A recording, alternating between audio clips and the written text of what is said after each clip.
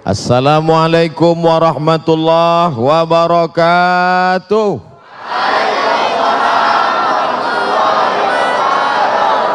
Bersyukur kepada Allah dengan ucapan Alhamdulillahi Rabbil Alamin. Berselawat kepada Rasulullah dengan mengucapkan Allahumma salli ala Sayyidina Muhammad wa ala ali Sayyidina Muhammad. A'udzu billahi minasy syaithanir rajim. Bismillahirrahmanirrahim. Wa ma khalaqatul jinna wal insa illa liya'budun. Tidaklah kuciptakan jin dan manusia kecuali hanya untuk satu saja, beribadah kepada Allah Subhanahu. Yang tadi melangkahkan kaki ke rumah kemari, maka setiap langkah kakinya adalah ibadah. Langkah pertama menghapus dosa, langkah kedua mengangkat derajat, langkah ketiga menghapus silap salah, langkah ketiga mengangkat derajat. Maka sampai ke tempat ini, siapa yang paling banyak langkahnya di antara kita semua? Yang paling jauh siapa dia? Saya. Saya berangkat dari Riau, dari Pulau Sumatera sampai ke Pulau Jawa. Oleh sebab itu maka setiap detak jantung, tetesan darah, hembusan nafas, bisikan telinga, lintasan pikiran mestilah bernilai ibadah. Betapa enaknya jadi laki-laki, masuk masjid, sholat, ibadah, dengar pengajian, ibadah, mendengarkan khutbah, ibadah, baca Quran, ibadah. Oh, Allah tidak adil Pak Ustadz. Kami ibu rumah tangga di rumah sedang hamil tua, tidak bisa baca Quran, tidak bisa ke masjid, tidak bisa berzikir, tidak bisa sholat berjamaah. Maka hamil juga ibadah.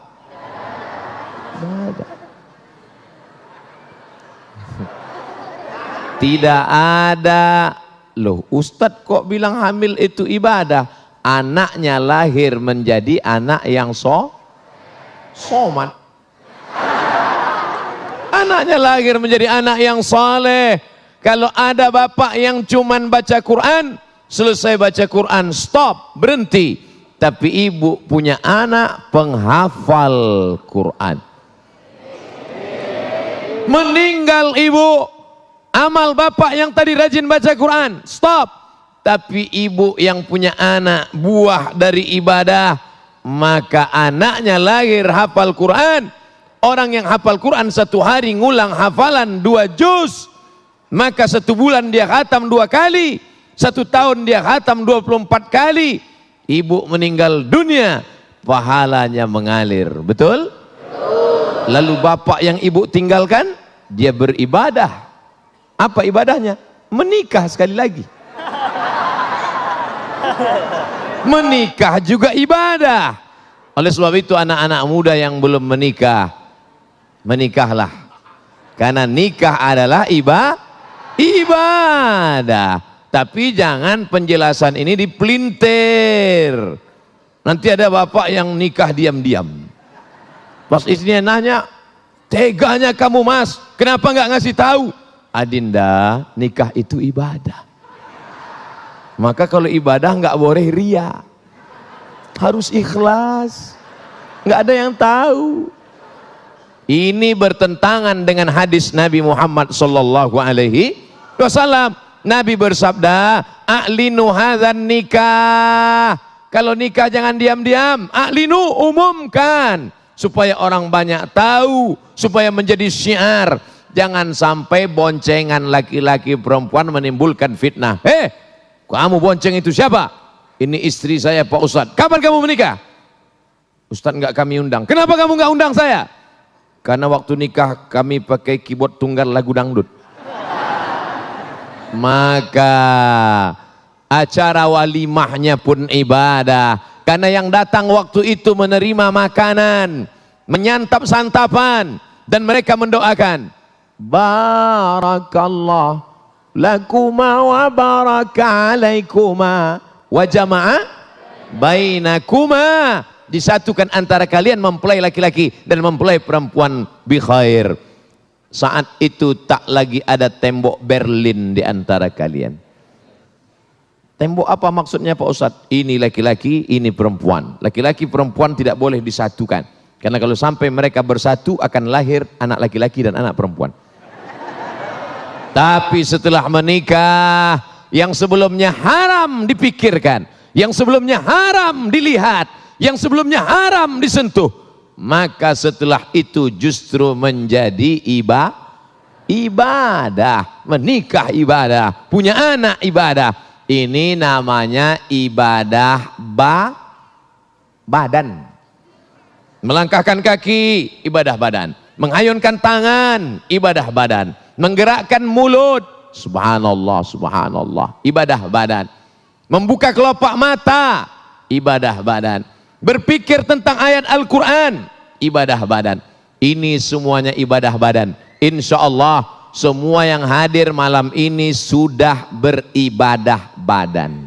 Saya dengar Pak Ustadz, mendengar ibadah badan. Kamu pikir telingamu itu dikasih Allah gratis? Akan ditanya, la tazulu qadama abdin, kaki anak Adam akan tetap tegak berdiri sampai ditanya oleh malaikat. Apa pertanyaannya? Di antara pertanyaan untuk badan, anjismihi fima abla, telingamu kemana kau pakai? Mendengar pengajian ya Allah. Di mana? Di Masjid Az-Zikra. Az-Zikra Sentul apa Galaksi? Galaksi Bekasi ya Allah. Bekasi apa Bogor? Bekasi ya Allah. Kamu langsung menyaksikannya? Tidak ya Allah. Dari mana? TV One, memang beda. Allahu Akbar. Matamu kemana kau pakai? Mataku kupakai membaca Al-Quran. Apakah kau menangis? Ya. Kau menangis karena ayat itu bercerita tentang azab neraka? Tidak. Kenapa kau menangis? Karena mataku sudah mulai rabun ya Allah. Tidak lagi jelas mana huruf ba, mana huruf ta, mana huruf sa. Maka setiap tetes air mata pun bernilai ibadah. Inna sam'a, pendengaran telinga, wal basar, penglihatan mata, wal fuad, hati, pikiran, kullu ulaika kana anhu mas'ula, semua akan disoal, semua akan ditanya. Siapa yang paling diperas pikirannya selama beberapa hari ini? Panitia. Panitia tidak selera makan selama seminggu ini. Ketua panitia, sekretaris, bendahara, pembina yayasan, siang malam mereka berdoa, ya Allah, jangan sampai acara ini gagal ya Allah. Sakitnya nggak seberapa, malunya. Mereka berdoa siang dan malam. Apa doa mereka? Ya Allah, sehatkan Ustadz Abdul Somad ya Allah, sampai acara selesai. Terserah, setelah itu terserah ya Allah. Ini semua adalah ibadah-ibadah. Ibadah itu kan cuma sholat Pak Ustadz. Kalau ibadah itu cuma sholat, maka bapak-bapak dari kepolisian yang membimbing kami dari airport Halim sampai ke lokasi, belok kiri belok kanan, menunjukkan kami jalan yang benar, ihdinas siratal. Apakah itu tidak bernilai ibadah? Ibadah. Bapak-bapak dari TNI yang mengamankan acara ini bernilai ibadah. Sahabat-sahabat dari FPI yang mengawal Ustadz, ibadah. Sahabat kami dari panitia yang membawa. Ini acaranya kota besar, kok jamaahnya nggak ada? Rupanya saya dibawa dari pintu belakang.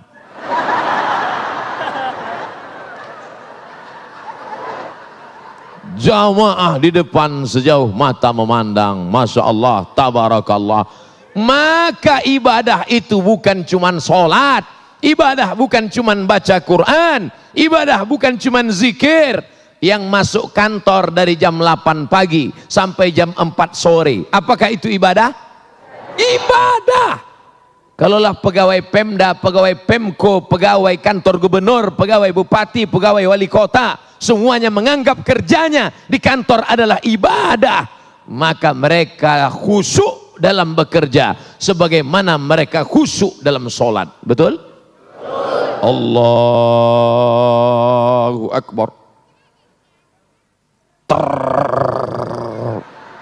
HP-nya vibrator. Apakah ada yang berani membatalkan sholatnya? Ada? Tidak ada yang berani membatalkan sholatnya. Kenapa? Karena aku sedang dalam ibadah. Begitu habis cek log, masuk kantor jam 8 pagi. Terima kasih. Pas sedang duduk-duduk, datang teman ngajak, bro, ya, ente lagi ngapain? Lagi duduk. Udah cek log? Udah. Yuk jalan ke mall yuk. Aku sedang ibadah. Berani berkata demikian? Takbir.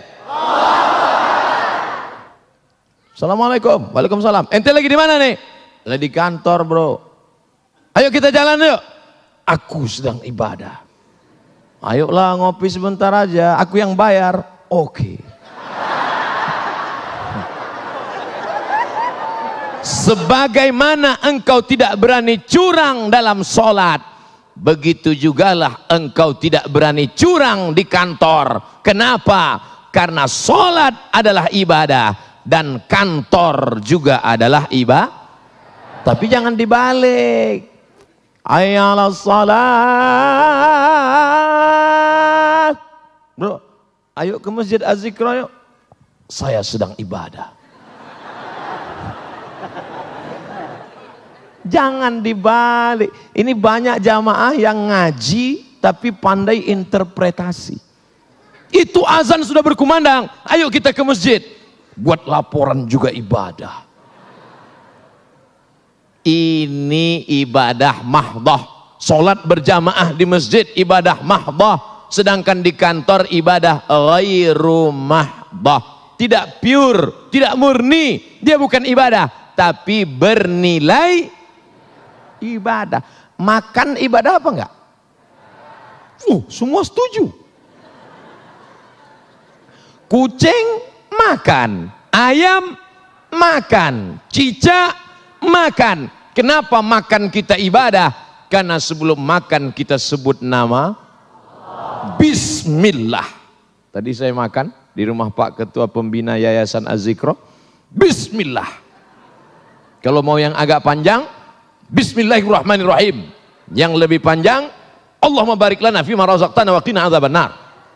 Kenapa Ustaz pendek saja? Saya lapar. Bismillah.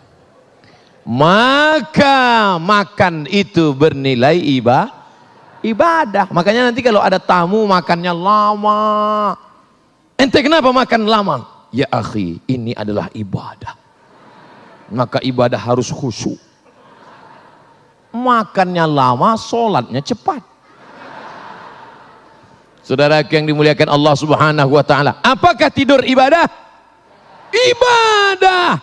Makanya kalau ada teman di sebelahmu tidur, tenang, dia sedang beribadah. Ada yang tidur? Kalau yang tidur, ente kok tidur? Ibadah.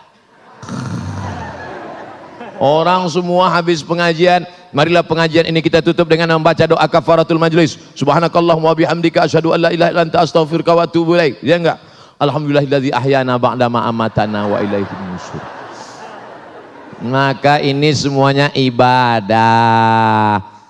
Ustadz judul ceramahnya enggak sesuai dengan isinya. Ceramahnya kan tentang wakaf produktif. Sementara dari tadi nikah ibadah, tidur ibadah, makan ibadah, di kantor ibadah. Gimana mau punya harta kalau tidak kerja? Coba saya ceramah langsung, marilah kita berwakaf, marilah kita bersedekah, marilah kita berinfak. Selesai acara, siapa yang mau bersedekah? Nggak ada Pak Ustaz. Kenapa? Nggak ada duit. Makanya yang perlu dibangkitkan pertama, semangat bekerja, bangun pagi. Siapa yang paling banyak berkahnya? Doa Nabi, Allahumma barik li ummati fi bukuriha, berikanlah berkah pada umatku di waktu pagi. Siapa yang bangunnya paling pagi, dialah dapat berkah paling banyak. Bekerja, bismillahi tawakkaltu ala Allah, la haula wala quwata illa billahil aliyyil azim.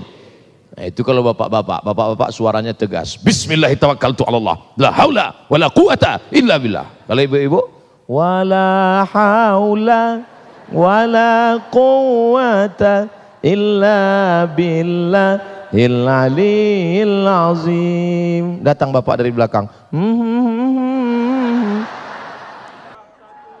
Saudara yang dimuliakan Allah Subhanahu wa taala, semua yang saya jelaskan tadi itu namanya ibadah badan. Sekarang kita masuk ibadah yang kedua, namanya ibadah harta. Biasanya orang kalau cerita ibadah badan semangat. Bapak siap mau tahajud? Siap. Ibu siap mau zikir? Siap. Siap mau ibadah harta?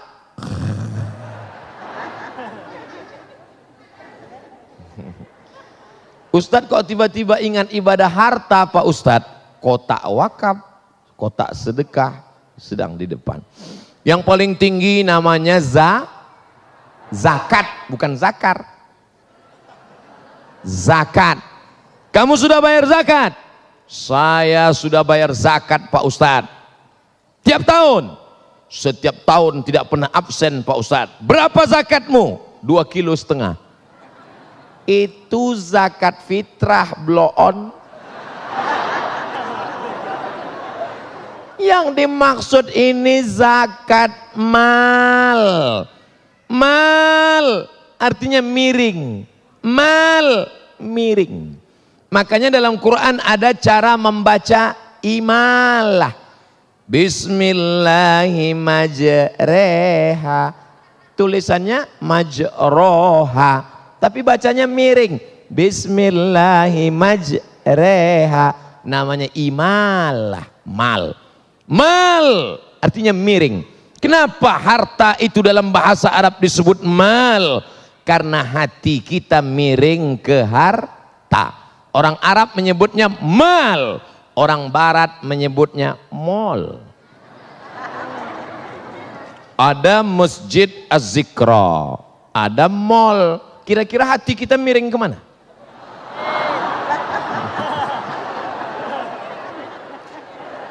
Nih Ustadz nih nyindir nih. Tidak. Buktinya malam ini semuanya hatinya miring ke masjid. Setelah dari mall.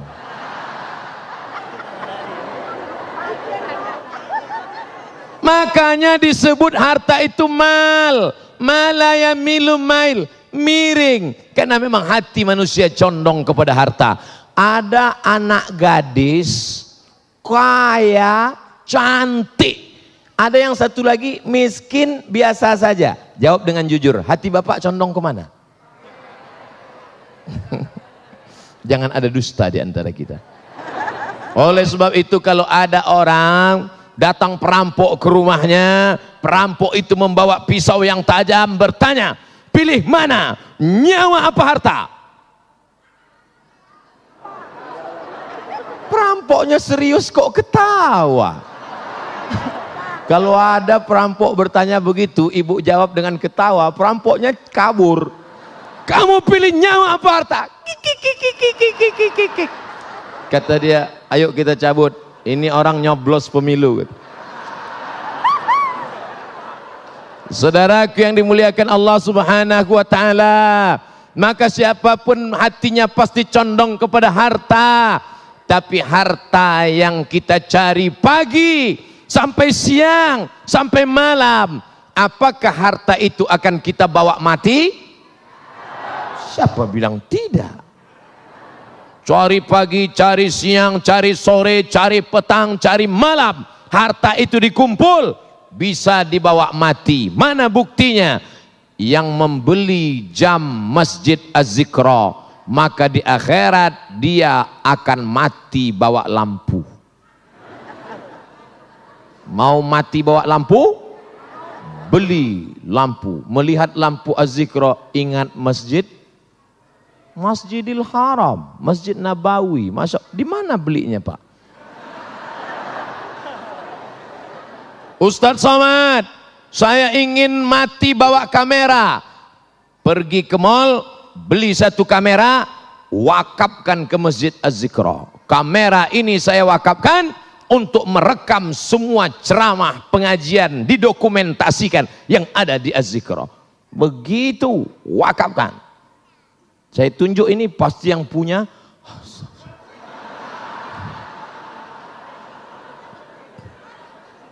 Anak, bapak, ibu, semuanya anak-anak itu harus diwakafkan. Anak kamu berapa? Anak saya 3. Tiga-tiganya wakafkan di jalan Allah. Yang satu jadi ulama, yang satu jadi kameramen, yang satu jadi tentara. Tiga-tiganya wakafkan atas nama Allah. Mereka akan menolong agama Allah dengan spesialisasi mereka masing-masing. Setuju? Itulah makna wakaf. Apa itu wakaf? Bismillahirrahmanirrahim. Alhamdulillahirabbil alamin. Arrahmanirrahim. Maliki yaumiddin. Itu namanya wakaf. Kalau wasal, Bismillahirrahmanirrahim. Alhamdulillahirabbil alamin. Arrahmanirrahim. Maliki yaumiddin. Namanya wasal. Ustadz Somad nggak nyambung. Cerita wakaf kok malah cerita tajwid. Wakaf artinya berhenti. Yang selama ini ruko saya, satu pintu, 1 tahunnya 100 juta, uangnya mengalir ke kantong saya. Tapi sejak diwakafkan, maka uangnya wakaf. Berarti uangnya stop. Assalamualaikum Bapak pengurus Masjid Az-Zikra. Ya.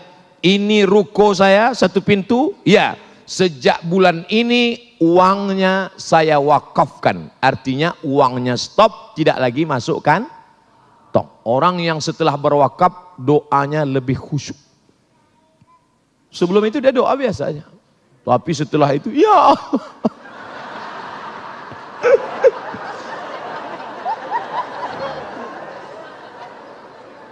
Habbasta aslaha, modalnya engkau pegang, wa tasaddaqta biha, hasilnya mengalir. Modalnya, rukonya engkau wakafkan, lalu hasilnya mengalir. Kalau sudah diwakafkan, la yuba'u, tidak boleh dijual, wala yuhabu, tidak boleh dihibahkan, wala, pokoknya nggak boleh yang lain. Tidak boleh dihibahkan, tidak boleh diwasiatkan, tidak boleh dijual. Meninggal dunia, anak-anak mesti ngerti. Ini banyak sekarang bapaknya mewakafkan tanah, ketika bapaknya meninggal, anaknya menjual tanah wakaf bapaknya. Kenapa bapaknya dulu mau berwakaf? Karena tanah itu tempat jin buang anak. Setelah bapaknya meninggal, harga tanah melambung, maka si anak menjual. Pemerintah Republik Indonesia mengerti tentang masalah ini, maka keluarlah peraturan undang-undang baru namanya Akta Ikrar Wakaf. Bapak-bapak yang dulu sudah mewakafkan tanahnya, yang sekarang belum ada aktanya, uruslah ke kantor. Kantor mana? KUA. Kantor KUA, Pak. Makanya Bu, kalau besok Bapak mau ke AUA, ibu jangan nangis. Mas hari ini mau kemana? Ke kantor KUA. Apa? Ini untuk ngurus akta ikrar wakaf. Yang berwakaf, yang nerima wakaf, tanah yang diwakafkan, dan ada ijab qabul. Ini yang berwakaf. Saya wakafkan tanah ini 2 hektar untuk biaya operasional Masjid Az-Zikra Galaksi Bekasi tunai. Kata yang nerima, aku terima. Lalu Pak Kua mencatat, telah terjadi akta ikrar wakaf dari pewakaf tanah namanya Waqif, diterima oleh Nazir, yaitu Yayasan Masjid Az-Zikra Galaksi Bekasi, tanah 2 hektar 1 ruko lillahi ta'ala, maka mengalirlah pahalanya. Adapun tanah yang kau buat rumah yang besar, kau buat bangunan yang mewah, uang yang kau belikan mobil, apakah kalau mati dibawa mati? Rumah besar tinggal, mobil besar tinggal, bini besar.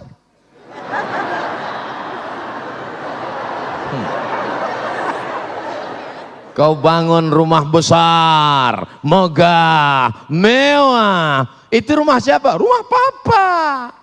Datang serangan jantung, mati. Penyakit terkeren di dunia, penyakit jantung. Makanya orang kalau disebut sakit apa tuh? Sakit jantung. Keren. Makanya ada rumah sakit jantung. Pernah nggak Bapak Ibu ngelihat ada rumah sakit kurap? Gak ada. Dan orang mati kena serangan jantung. Loh, kemarin kan masih sarapan sama kita sama-sama. Iya, mana dia sekarang? Mati, kenapa? Mendadak, kena serangan. Pernah nggak? Si Anu kena mati kenapa? Kena pano. Dan penyakit jantung muncul karena makanan enak. Daging kambing, sate kambing, gulai kambing, minum susu. Ada nggak orang sakit jantung karena banyak minum air putih? Nggak ada. Oleh sebab itu maka makanlah, kulu, makanlah, wasrabu, minumlah, wala tusrifu, jangan berlebihan. Oh, Ustadz nyindir kami ya. Jangan tersinggung. Saya kasih tahu jangan tersinggung. Beberapa jamaah tersinggung, pulang kumat jantungnya, mati. Saudara yang dimuliakan Allah Subhanahu wa taala, maka yang kau wakafkan, saya tidak bertanya, tapi ingin menanyakan pada diri kita semua, siapa yang mewakafkan tanah untuk Masjid Az-Zikra Galaksi Bekasi ini? Sampai malam ini sholat maghrib berjamaah, sholat isya berjamaah, acara tablik akbar, dari mulai dalam masjid, belakang masjid, samping masjid, sampai ke depan masjid. Depannya sana Pak Ustadz, ya belakang saya. Maka mengalir pahalanya ke makamnya, walaupun dia tidak lagi berada di atas dunia. Amin. Adapun yang dulu kaya, yang uangnya banyak, ketika dimantakkan wakaf sedekah tidak mau, silakan. Hai kau orang kaya yang tak mau bersedekah, silakan. Kau orang kaya yang tak mau berwakaf, silakan. Nanti kau akan mampus. Janganlah kasar-kasar Pak Ustadz. Ustadz kan orang yang omongannya didengar. Kenapa bicaranya kasar Pak Ustadz? Oke, kalau gitu kita biasa bicara lembut aja. Siapa yang tidak mau bersedekah, nanti dia akan mampu.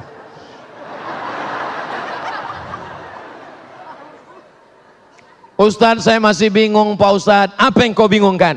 Apa sih beda wakaf dengan infak dengan sodakoh Pak Ustadz? Kalau infak itu harta. Wa anfiqu min thayyibati ma kasabtum. Berinfaklah engkau hasil usahamu. Infak semen, infak kerikil, infak karpet, infak umum, infak harta. Kami miskin Pak Ustadz, gak bisa infak Pak Ustadz. Jadi kau gak bisa infak? Gak bisa Pak Ustadz. Kalau gitu sodakoh aja. Loh, Sedekah itu apa? Tabassumika fi wajhi akhika sedekah. Senyummu ke wajah saudaramu sedekah. Yang bisa sedekah, yang nggak bisa infak, sedekah. Makanya jangan ditulis di kotak itu kotak sedekah. Nanti orang senyum semua.